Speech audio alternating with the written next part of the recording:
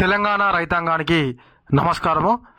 రాష్ట్ర ప్రభుత్వం అయితే అన్నదాతలకు రైతు భరోసా మీద ఒక తీపి కబురును త్వరలోనే అందించబోతుందా అంటే అది నిజమనే చెప్పాలి. రైతు భరోసా పైన అయితే ఒక ముందడుగు పడింది. రైతు భరోసా కోసం అయితే నిధులు సమకూరాయి అనేటువంటి ఒక కీలక విషయం అయితే మనకు తెలిసింది. మరి ఎన్ని వేల కోట్లు సిద్ధం చేశారు, మరి దానికి సంబంధించినటువంటి పూర్తి వివరాలను అయితే నేను మీకు ఈ వీడియోలో చెప్తాను. తప్పకుండా వీడియో అయితే చివరి వరకు చూడండి. చూసినటువంటి ప్రతి ఒక్కరు లైక్ చేయండి.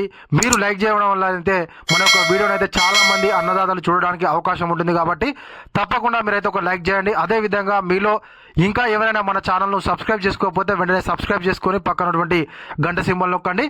ఇక తెలంగాణ రాష్ట్ర ప్రభుత్వం అయితే రైతు భరోసా విషయంలో ఒక కీలక ముందడుగునైతే వేయడం జరిగింది. రైతు భరోసాకు అవసరమైన నిధుల విషయంలో రాష్ట్ర ప్రభుత్వానికి భరోసా లభించినట్లు తెలిసింది. అయితే ఆ భరోసా లభించడం ఏంది, దానికి సంబంధించిన నిధులు ఎక్కడి నుంచి తీసుకొచ్చింది రాష్ట్ర ప్రభుత్వం అనేటువంటి విషయాల గురించి ఇప్పుడు ఒక్కసారి మనం మాట్లాడుకుందాం. భూమి తనఖా పెట్టి 10,000 కోట్ల అప్పు రుణం ఇవ్వడానికి ఐసిఐసిఐ బ్యాంకు సిద్ధం. ఆడిటింగ్ పూర్తి చేసి ఆర్బీఐని ఒప్పించే పనిలో టీజీఐఐసి. ఈ నెలాఖరు కల్లా దక్కనున్న రుణం. అయితే రైతు భరోసా ఇవ్వడం కోసం అని చెప్పేసి రాష్ట్ర ప్రభుత్వం అయితే కొన్ని భూములను తనఖా పెట్టి 10,000 కోట్ల అప్పునైతే ఐసిఐసిఐ బ్యాంకు దగ్గర తీసుకోనున్నట్లుగా సమాచారము. అలాగే ఈ రైతు భరోసాకు అవసరమైన నిధుల విషయంలో రాష్ట్ర ప్రభుత్వానికి భరోసా లభించినట్లు తెలిసింది. సంక్రాంతి నుంచి అమలు చేస్తామని ప్రకటించిన ఈ పథకానికి నిధుల సమీకరణ కొలిక్కి వచ్చినట్లు సమాచారం. రైతు భరోసాకు దాదాపు 10,000 కోట్ల అవసరమవుతాయి. తెలంగాణ పారిశ్రామిక మౌలిక సదుపాయాల సంస్థ ఆధీనంలోని భూములని తనఖా పెట్టి 10,000 కోట్ల రుణం తీసుకోవాలని సర్కారు నిర్ణయించింది. ఈ ప్రక్రియ కొలిక్కి వచ్చినట్లు ప్రభుత్వ ఉన్నత వర్గాలు తెలిపాయి. 9.6% వార్షిక వడ్డీతో 10,000 కోట్ల అప్పు ఇవ్వడానికి ఐసిఐసిఐ బ్యాంకు ముందుకొచ్చినట్లు తెలిసింది.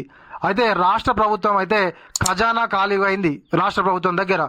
అందుకోసం అని చెప్పేసి పారిశ్రామిక మౌలిక సదుపాయాల సంస్థ దగ్గర ఉన్నటువంటి కొన్ని భూములను ఐసిఐసిఐ బ్యాంకు దగ్గర తాకట్టుగా పెట్టి 10,000 కోట్లనైతే అప్పు రూపంలో తీసుకొచ్చి మనకు సంక్రాంతికి రైతు భరోసానైతే ఇవ్వనుందట. మరి ఈ నెలాఖరులోగా రుణం దక్కవచ్చని జనవరి నుంచి అమలు చేసే రైతు భరోసా పథకానికి ఆ సొమ్మును వినియోగించే అవకాశాలున్నాయని ప్రభుత్వ వర్గాలు తెలిపాయి. కోకాపేట రాయదుర్గంలో టీజీఐఐసి ఆధీనంలోని 400 ఎకరాల భూముల్ని తనఖా పెట్టి అప్పు తీసుకోవాలని భావించిన సర్కారు ఆ మేరకు భారత రిజర్వ్ బ్యాంక్ ఆర్బీఐకు ప్రతిపాదనలు పంపింది. కానీ వాటిని ఆడిటింగ్ కోరినతో ఆర్బీఐ వెనక్కి పంపింది. ఓవైపు ఈ ఆడిటింగ్ను కొలిక్కి తెచ్చే చర్యలు చేపడుతూనే మరోవైపు బ్యాంకుల కమర్షియల్తో టీజీఐఐసి సంప్రదింపులు జరిపింది.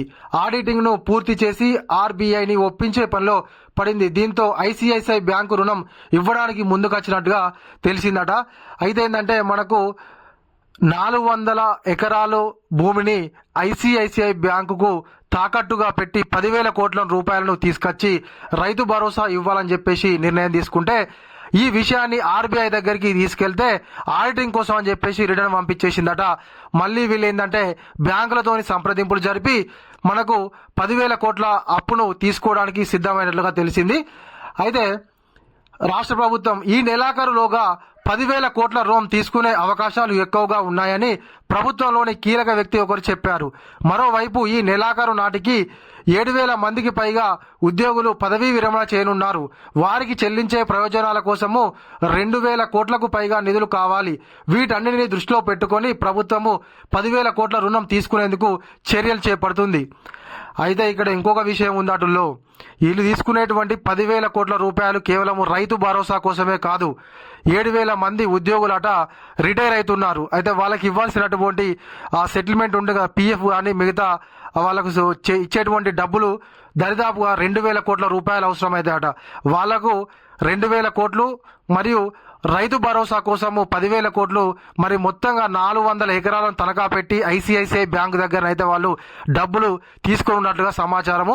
అయితే మరి మొత్తంగా రైతు భరోసా కోసము రాష్ట్ర ప్రభుత్వం ఎంత నిధులు కేటాయిస్తుంది? మరి ఐసిఐసిఐ బ్యాంకు ఈ రెండింటికి సరిపోయేంత డబ్బులను మంజూరు చేస్తుందా లేదా అని తెలియాల్సి ఉంది. కాకపోతే ఏంటంటే మనకు ఖచ్చితంగా సంక్రాంతి కానుకగానైతే రైతు భరోసాను ఇవ్వడానికి రాష్ట్ర ప్రభుత్వం అయితే అన్ని సిద్ధం చేస్తున్నట్లుగా తెలుస్తుంది. ఈ యొక్క న్యూస్ తో అయితే మనకు ఖచ్చితంగా సంక్రాంతి కానుకగా రైతు భరోసా ఎకరాకు 7,500 రూపాయలు మాత్రమే, అంటే 2 సీజన్లకు సంబంధించింది ఇస్తా అని చెప్పేసి అయితే క్లారిటీగా చెప్పలేదు. కాబట్టి ఒక యాసంగి సీజన్ సంబంధించినటువంటి అమౌంట్ మాత్రము తప్పకుండా అకౌంట్లో జమ అవుతుందని చెప్పేసి నేనైతే అనుకుంటున్నాను. కాబట్టి ఒక్క పసలు పోయినా కూడా కనీసము ఈ యాసంగి పసలు కన్నా అందరికీ రైతు భరోసా నిధులు జమ చేయాలని చెప్పేసి రాష్ట్ర ప్రభుత్వాన్ని అయితే కోరుకుంటున్నాను. సో ఇది మన వీడియో. ఈ వీడియో కనుక మీకు నచ్చినట్లయితే ఒక లైక్ చేయండి, కామెంట్ చేయండి. ఇంకా మీలో ఎవరైనా మన ఛానల్ను సబ్స్క్రైబ్ చేసుకోకపోతే వెంటనే సబ్స్క్రైబ్ చేసుకొని పక్కన ఉన్నటువంటి గంట సింబల్ నొక్కండి. Thank you.